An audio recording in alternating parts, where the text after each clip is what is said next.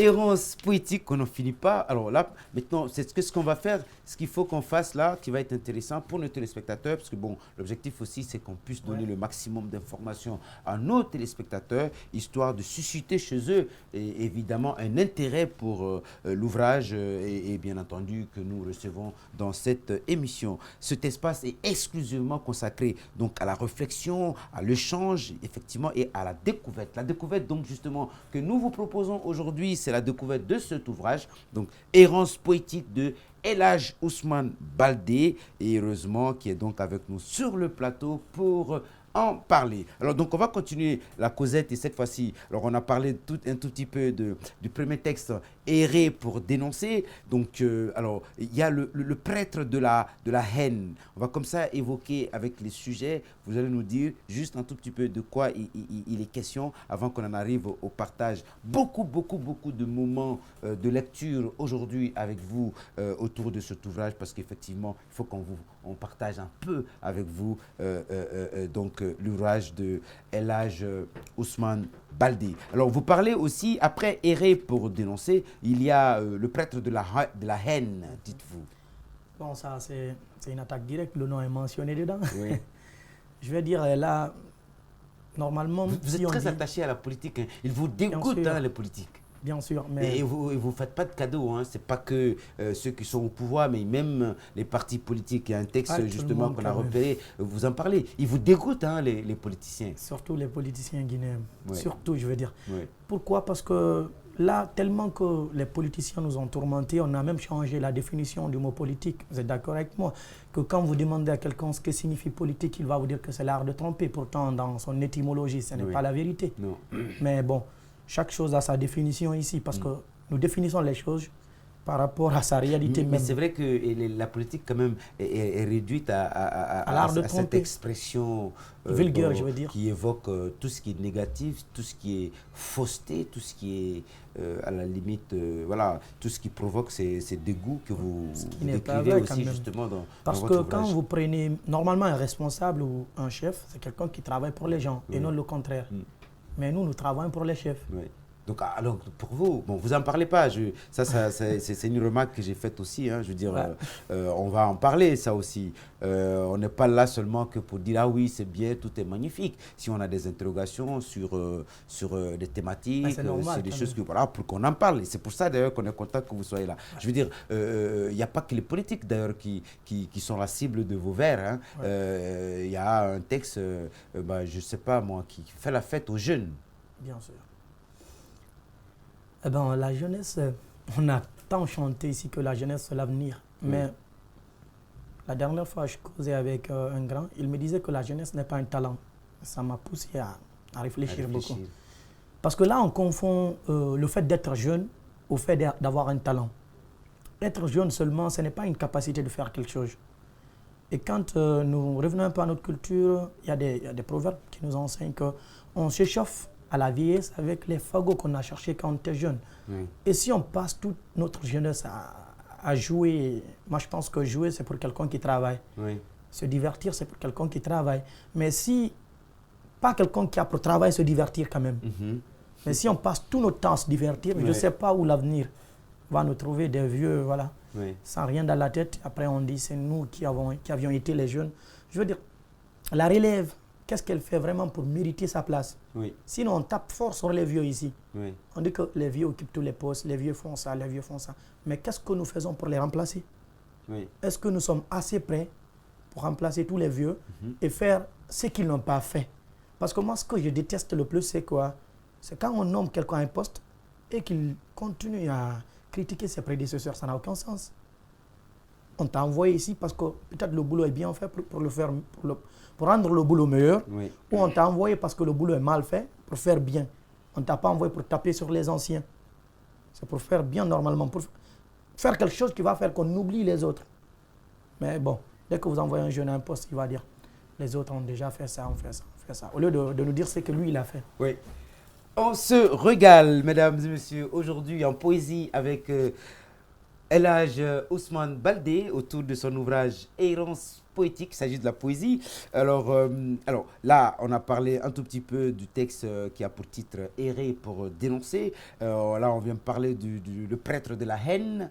Tous ces sujets sont abordés là-dedans. C'est ça qui est intéressant aussi, cette diversité qu'on retrouve là-dedans, en gros. Et puis là, il y a après le prêtre de la haine, il y a donc le bien-être. Ouais. Donc ça veut dire aussi que vous n'êtes pas que, voilà, vous avez dit, vous n'êtes pas pessimiste, hein, vous rêvez aussi de bien-être. Le bien-être, ce texte bien-être, qu'est-ce qu'il évoque concrètement pour qu'on partage avec les téléspectateurs? C'était quoi l'objectif en le texte rédigeant? veut dire en gros que nous méritons le bien-être. C'est d'ailleurs le début. C'est que j'ai écrit, nous aussi nous méritons le bien-être. Nous sommes fatigués d'être des minables êtres. On ne voit le bonheur qu'à la télé. Oui. C'est que nous méritons aussi de vivre bien. Oui. Nous méritons d'être traités comme des hommes, d'être bien traités, de vivre une vie heureuse. D'ailleurs, c'est l'objectif d'une vie. Et quand on vit, on ne vit pas heureux, on n'est pas en train de vivre, on est en train de survivre. Donc tout le monde mérite la vie heureuse et la vie bonne, la vie de qualité. Ce texte évoque un peu ça. Et ce qui est intéressant dans mes textes, ce n'est pas que la force de la critique. La fin des vers, ça ressemble à une proposition. Oui.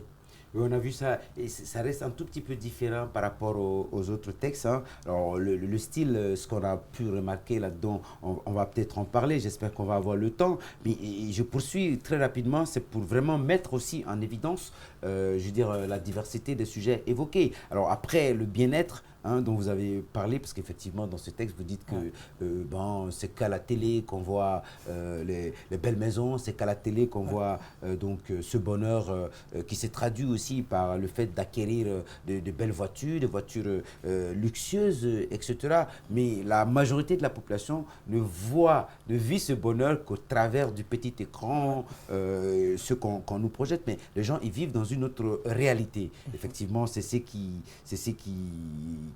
sort de l'essentiel de ce texte, effectivement. Il y a aussi, juste après le bien-être, il y a le bien contre le mal. Ouais. On parlait tout à l'heure donc justement de la duplicité, voilà.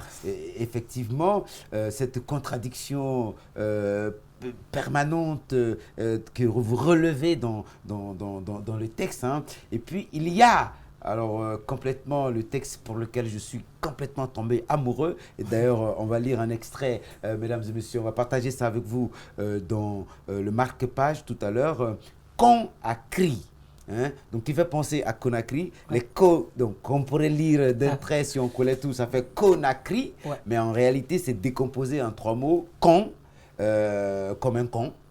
À, préposition bien sûr, et puis plus loin, cri, les cris. Donc des cons à cris, de cons, des gens qui ne sont là que pour crier. Ouais. Vous allez savoir pourquoi tout à l'heure. C'est un texte, je veux dire, absolument sympathique, absolument, et comme c'est dit dans la préface d'ailleurs, hein, vous avez voulu votre texte provocateur, effectivement, parce qu'il y a à chaque fois, dans chaque texte aussi, c'est ce qu'il y a de commun à tous les textes d'ailleurs de votre ouvrage, hein, de notre point de vue. Chaque texte, tous les textes de votre ouvrage, ils ont en commun cette rage que vous avez je veux dire, à dire les choses.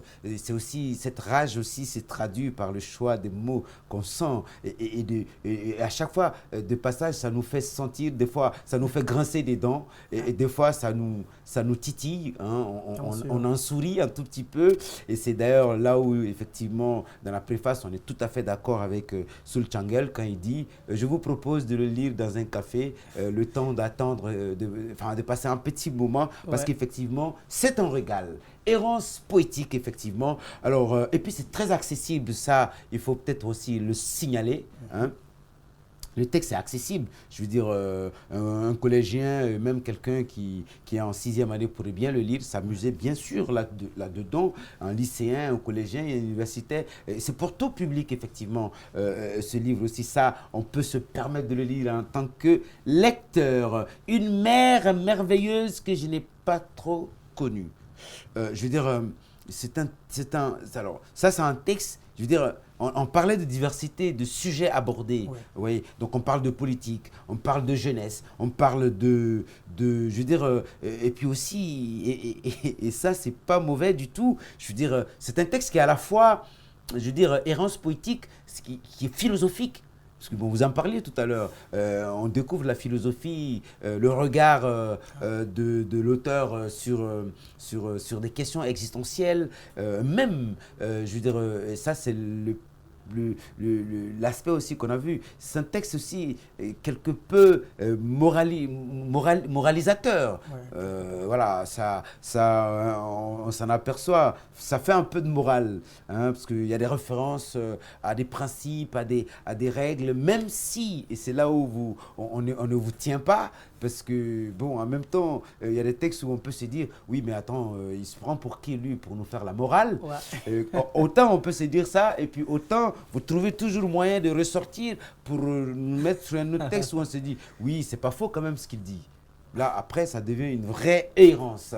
Donc, errance poétique de El Hadj Ousmane Baldé. Alors après, il y a Ma patrie. Vous êtes vraiment attaché.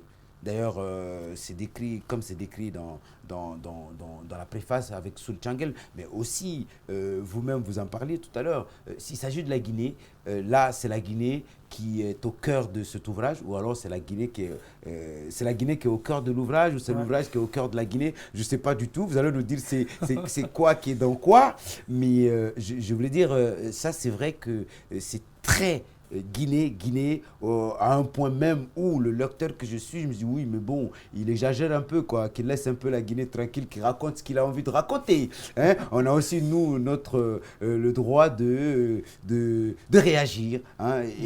Et par moments, j'ai réagi comme ça. Oh, bah écoute, laisse un peu la Guinée tranquille, vas-y, écris ton truc.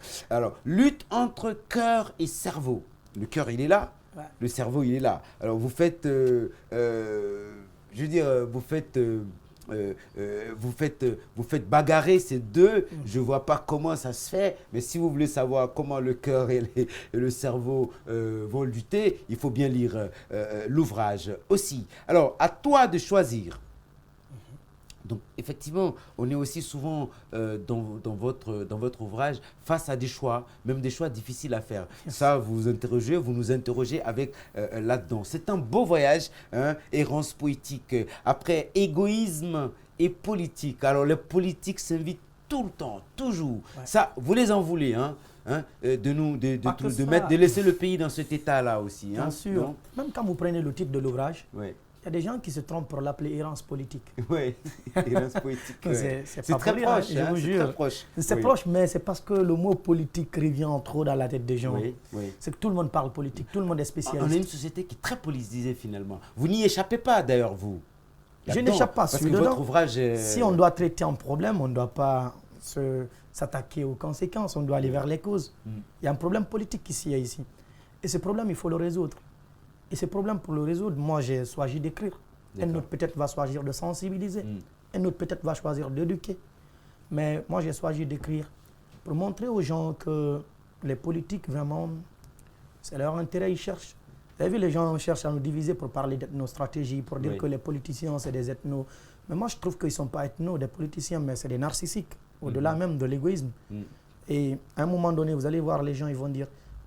je vais approcher tel parce qu'il est de mon ethnie, je vais approcher tel parce qu'il est de mon ethnie. Mais c'est que les gens là oublient, c'est qu'ils s'en tapent quand tu l'approches parce que tu es de son ethnie. Oui, mais ça, c'est une réalité, hein, puisque rien qu'à prendre la carte électorale, on s'aperçoit que les leaders politiques ils font le plein de voix dans leur région supposée, région d'origine, enfin pas supposée, mais région d'origine. En tout cas, la Haute-Guinée, les voix, pour être clair, la Haute-Guinée, les voix vont être plus pour Alpha Condé parce que Malinké, disons, et puis du côté de la Moyenne-Guinée, donc au Fouta, les voix vont être maximum pour El Hadj Cellou Dalein qui, entre guillemets, même si, effectivement, et c'est là aussi où on se demande qu'il peut y avoir des problèmes, parce qu'il n'y a pas que ces leaders malinqués ou ces leaders, entre guillemets, ça me gêne de dire ça comme ça, mais leaders Peul, il y en a d'autres leaders, ils ne font pas le même... Voilà, il y a des réflexions. Ce que les gens oublient, c'est qu'on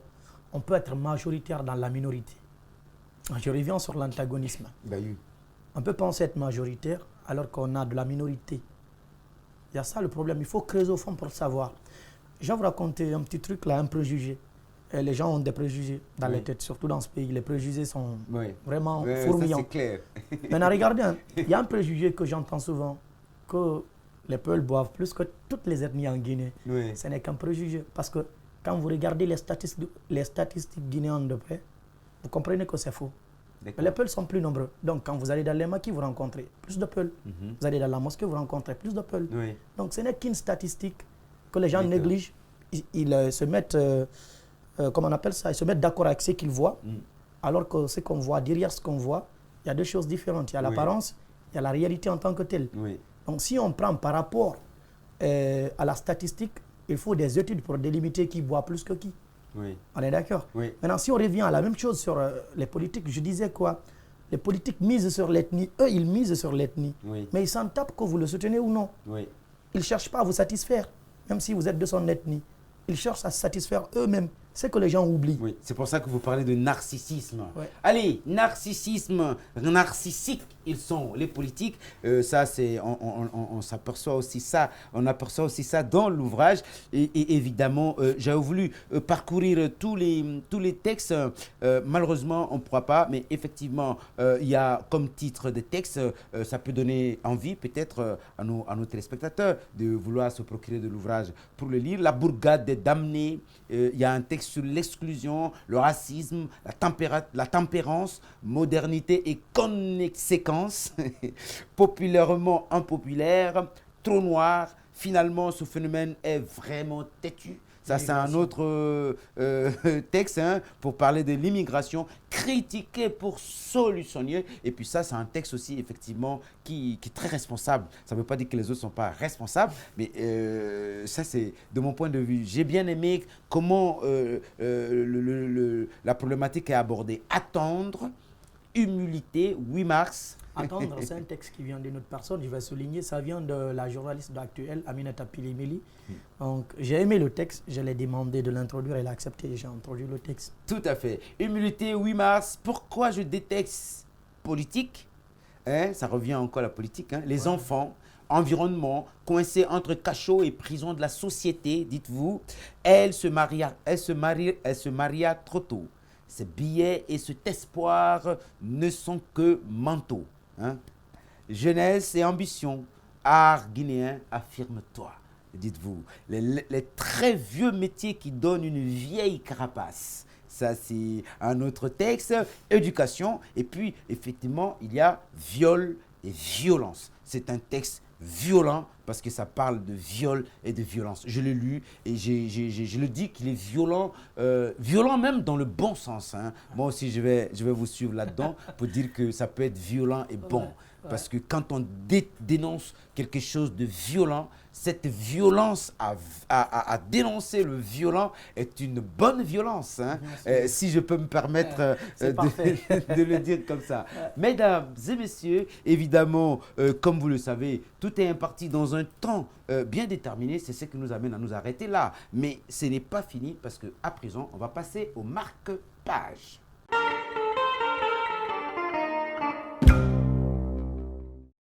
Marque-page sur Errance poétique de El Hadj Ousmane Baldé. Nous sommes à la page 26.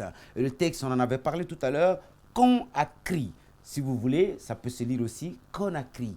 Mais c'est décomposé par l'auteur en 3 mots. On va essayer de respecter ça. Donc, marque-page, page 26 de Errance poétique, Conakry ou Conakry.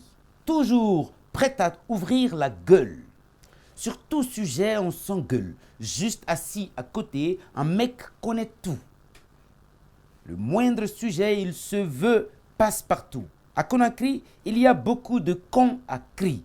Rare de trouver des connaisseurs aguerris, des cadres en carton, spécialistes en gris-gris. Savoir amoindri, élèves mentalement appauvris.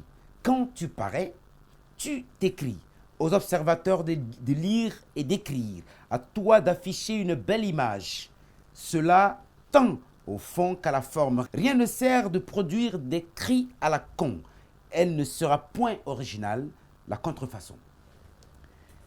Du loquace menteur, il faut s'abstraire. Il faut éveiller le malheureux allocuteur. Dans ce hameau de con à cri, la morale et la mesure décampent. La vulgarité et l'animosité campent. La perversité et la flânerie se flanquent.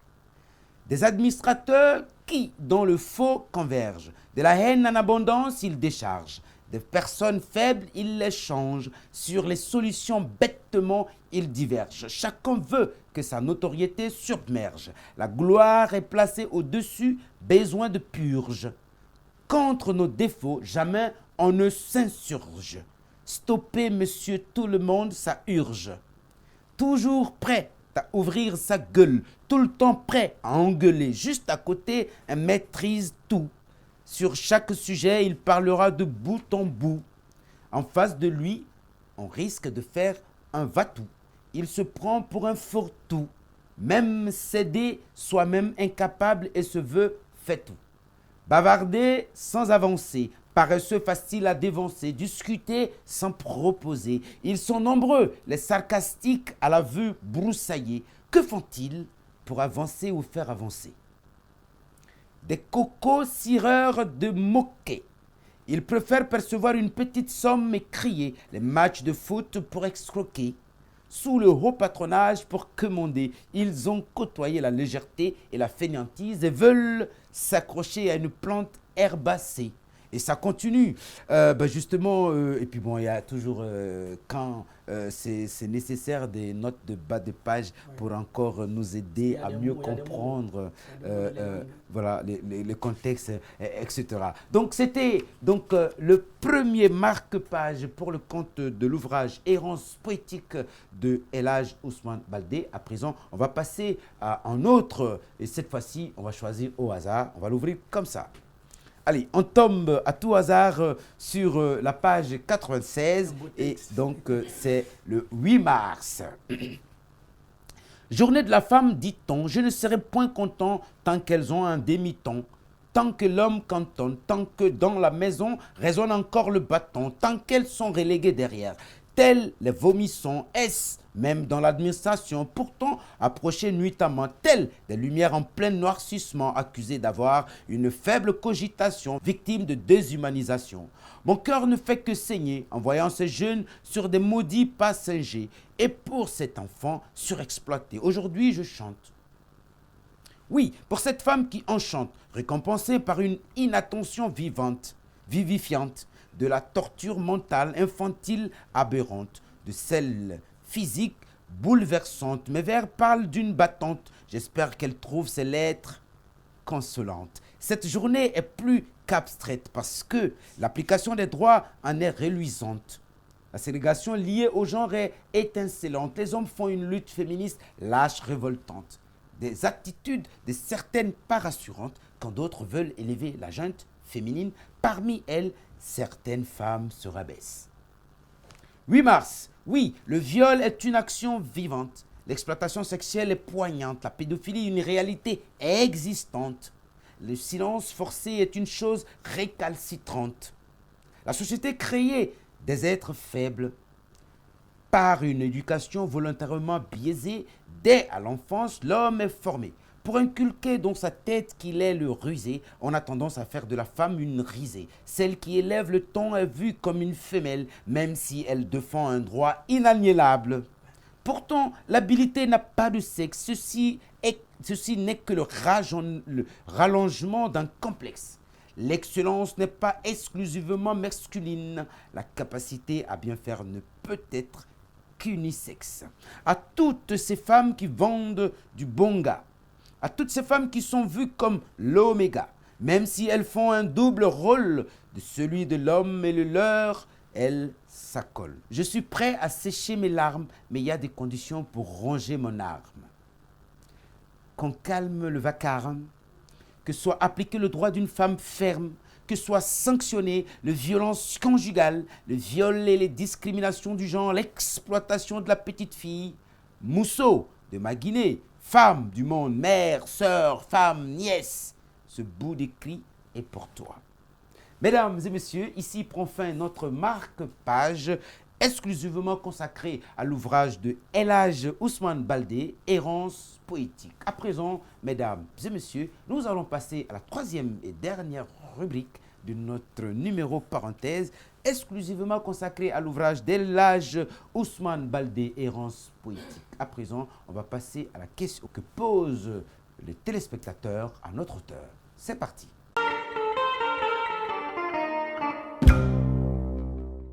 El Hadj Ousmane Baldé, bonjour. Bonjour, monsieur. Moi, ma question est la suivante. Pourquoi avoir choisi le style poétique pour raconter toutes ces histoires dans votre ouvrage? Le style poétique, je pense que j'ai déjà effleuré cette question, je vais répondre encore. Le style poétique, je ne vais pas dire que je l'ai choisi, c'est venu tout doux. Je vais dire qu'il m'a choisi. J'ai préféré le style poétique parce que c'est plus bon et ça sonne plus cool de dénoncer avec des vers que les gens lisent en s'amusant en même temps. C'est que ce n'est pas ennuyant en lisant, en même temps que ça critique, et ça lance des pics, mais en même temps ça réconforte et puis voilà. Monsieur El Hadj Ousmane Baldé, bonjour. Bonjour monsieur. Je vous remercie pour avoir écrit cet ouvrage. Je voulais vous poser la question suivante. Quel conseil pourriez-vous donner à quelqu'un qui n'a jamais fait de poésie par rapport à l'encourager à écrire des poèmes? Ok, tout d'abord il faut s'essayer. Il faut d'abord essayer.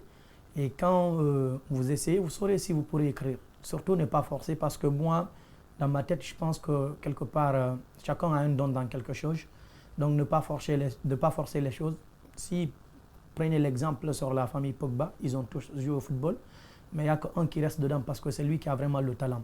Mais il faut essayer, il faut creuser en soi pour voir dans quoi nous sommes forts, pour voir si vraiment on a un don dans la poésie. Et puis là, on peut écrire. Surtout ne pas forcer pour ne pas se ridiculiser.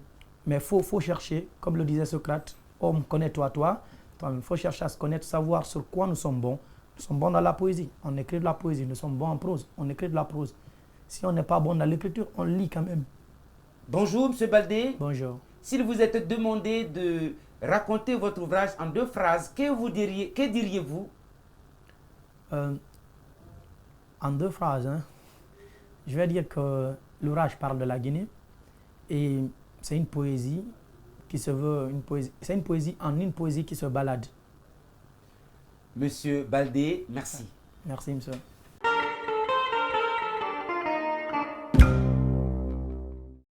Mesdemoiselles, mesdames et messieurs, merci de nous avoir suivis de bout en bout autour de l'ouvrage Errance poétique de El Hadj Ousmane Baldé. Le plaisir a été pour nous immense de vous savoir nombreux à notre compagnie. Je vous dis à la semaine prochaine pour un autre numéro, évidemment avec un autre auteur. Au revoir.